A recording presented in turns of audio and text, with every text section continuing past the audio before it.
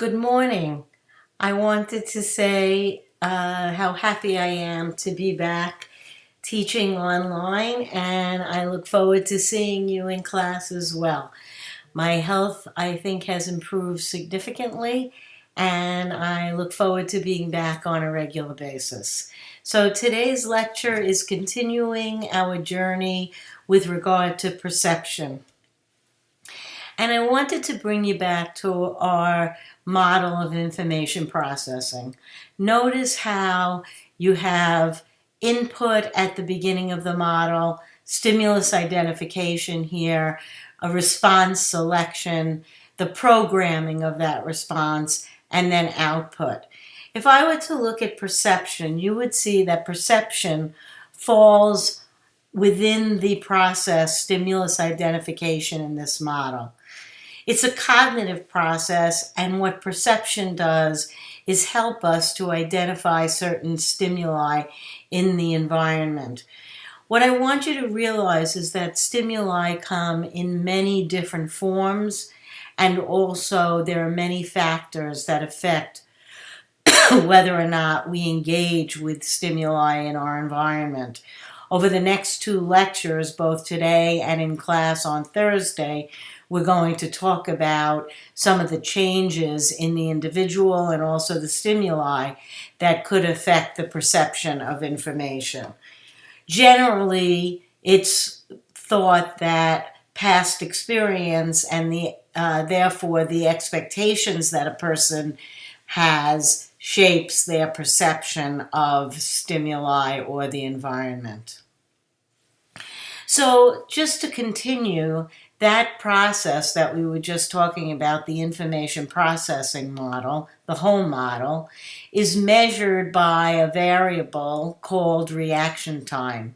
And reaction time measures how long it takes to recognize that there's a stimulus in the environment that's relevant to you, to take it to the brain and perceive that stimulus, and then match it with memory processes, and then to make decisions and organize output.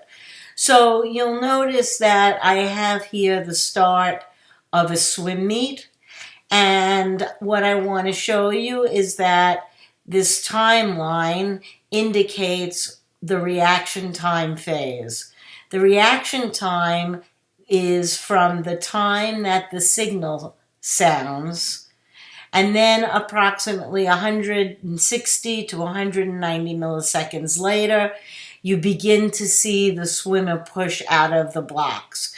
Now, you might not recognize that that delay occurs, but in fact, now that I've pointed it out to you, notice the start of a race or an event and how that affects the start that the stimulus is actually sounded or given to the performer, and then the performer has a delay before you actually see movement begin.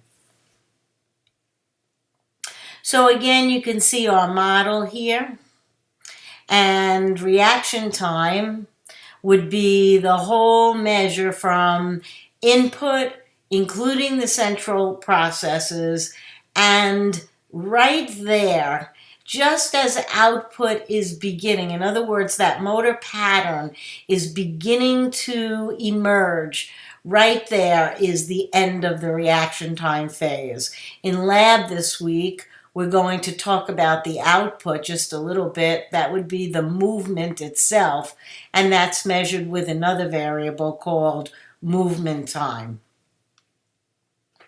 Notice here I've used the word overt movement. Just as that movement is beginning is the end of the reaction time phase.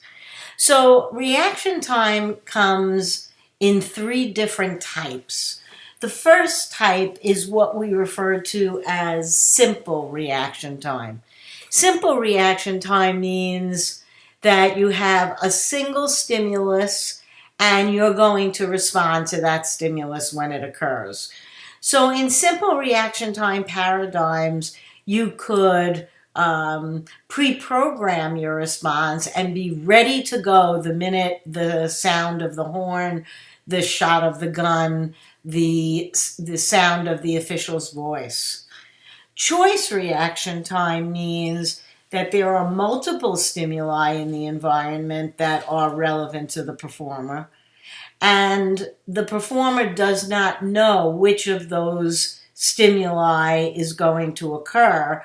Therefore, pre-programming is not an option in a choice reaction time paradigm, because you have to wait to see the stimulus in order to process the central processing for that particular stimulus. Discrimination reaction time means that there are multiple stimuli, but only one of those stimuli receives a response. The other stimuli, the response is inhibited. So, just so that you can see this, an old-fashioned stopwatch that we used to use, you can see that this sweep is actually the second hands, and then you have, I believe this would be maybe tenths of a second, and then you have probably hundredths of seconds here. No, actually, this is a 30-second timer, so it has to sweep twice in order to have 1 minute, and then this would be the 100 seconds, or, yeah, okay. So, at any rate, not that important for us to focus here right now, but regardless, the story is when I was in high school, I served as the boys' swim manager, and the reason that I served as the manager for the boys team was that the boys coach allowed me to work out with the boys if I served as the manager. There was no girls swimming team during the time that I was in high school until I was a senior in high school. At any rate, he taught us that you start the watch the moment that you hear the sound of the horn. At that time it was a gun, and you stop it the moment you see the touch on the wall. So notice that this would be a simple reaction time, because it actually incurs two reaction times. One would be at the start of the race to start the switch here, and then at the end of the race you would push the switch again to stop the stopwatch. Only one stimulus in each of those places, and only one response that's affiliated or associated with each of those stimuli. In a choice reaction time paradigm, you might have multiple stimuli to either hand. This would be, I think, a sound stimuli. And basically, you can see that I could have 2 choice reaction time, 3 choice, 8 choice, and so forth. In a light like this, a stoplight, you can see that there would be 3 choices: red, yellow, and green. You know that the yellow and green exist. And depending upon which stimulus you get, you either step on the brake quickly, you step on the brake slowly, you step on the gas as fast as you can if you're in New York and it's a yellow light. And green, you know that you step on the gas. You know that that's a joke about stepping on the gas on the yellow light in New York. So discrimination reaction time, on the other hand, today we have stoplights that have arrows with them. And so I might get a left arrow or a right arrow, but I'm actually waiting for the green light. And so I have to inhibit my response to the stimulus left arrow or to the stimulus right arrow, and I have to wait to respond to the stimulus green light. The game Simon Says is an excellent example of a discrimination reaction time paradigm. Simon says, stand up, sit down. How many of you actually sat down? Notice that you didn't inhibit your reaction time as is required in this discrimination reaction time paradigm. So there are several factors actually that affect whether or not we identify stimuli.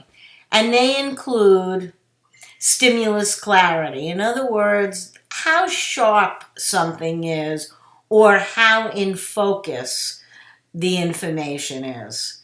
Notice here I've added some words, and what I've done is try to make it so that the focus is not as sharp, obviously, as here where I've identified stimulus clarity as an important factor affecting stimulus identification. Also, stimulus intensity affects whether or not we identify a stimulus. So is the stimulus bright enough and is it loud enough? These are the kinds of things that we're looking for when we're describing the quality of the stimulus. And we're going to use this again as we move forward in our lectures on Thursday as we talk about signal detection. Also, peripheral vision affects stimulus identification. Experts tend to have better peripheral vision than novices, which means that they are better able to pick up information at the extremities than are novices, and thus they are better apt to pick up relevant stimuli that are in their field of view. In 1908, two researchers, their names are Yerkes and Dodson, founded something called the inverted U hypothesis. This hypothesis laid the groundwork for much of the sports psychology work that was conducted in the 1960s and the 1970s. It will help us to understand further, again, as we begin to unpack signal detection theory. Notice here you have two axes. You have your x-axis and your y-axis.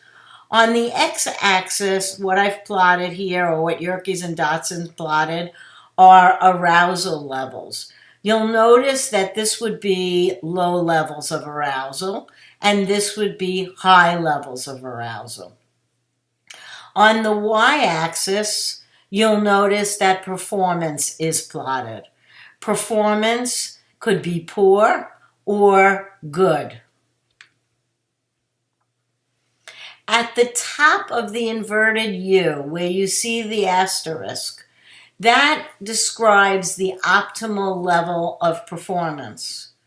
Can you describe why the placement of the asterisk represents the optimal level of performance?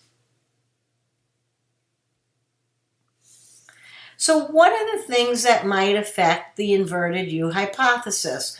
One is inter and intra-individual differences.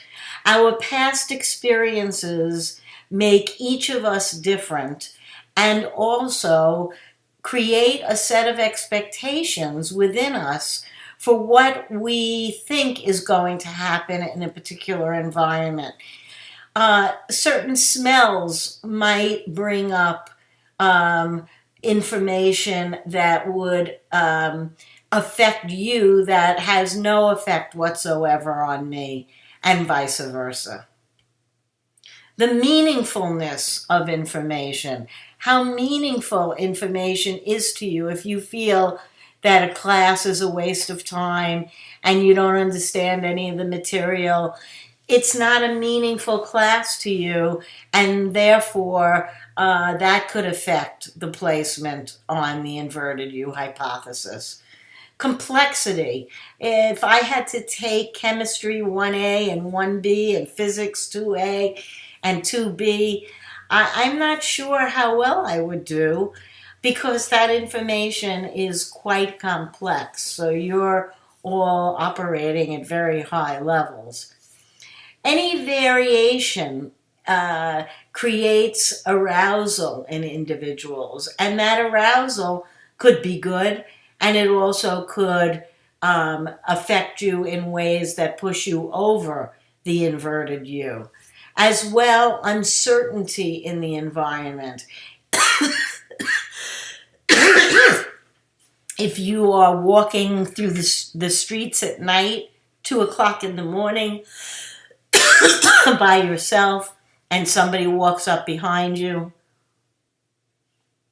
that would represent uncertainty in the environment. And so you could see here the fog.